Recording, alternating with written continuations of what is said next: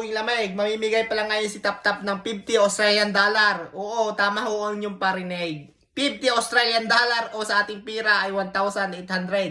Pag i-convert mo. At para makuha yung 50 Australian dollar, kailangan mo munang padala. Gamitin mo lang rin si Tap Tap Send. Aray, sa mga first time user lang ng Tap Tap Send, gamitin nyo lang pala rin referral code ko na Engineer Ilaw Australia. Lalagay ko din sa screen. At isasama yun sa papadala ninyo. Kung wari kayo papadala ng 1,000 Australian dollar, magiging 1,050 Australian dollar ang inyong papadala agad-agad. Kasama sa inyong kung sino ang makakatanggap ng inyong pinagpadalhan pag kayo nagpapalit sa Tap Tap Send. Di bali, convert nyo lang sa 36 yun. 36 atang palitan ngayon eh. Hindi ko pa rin chinek.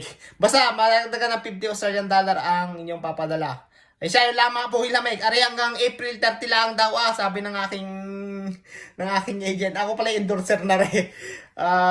Bigyan lang ako ng tip para din ba makatulong sa ating mga kabayan na gusto magpapadala ngayon sa Pilipinas o kaya papalit ng kanilang pira.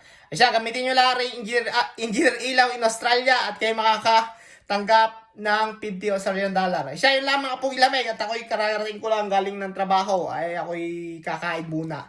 Siya, enjoy the rest of the night. Have a good one. See ya!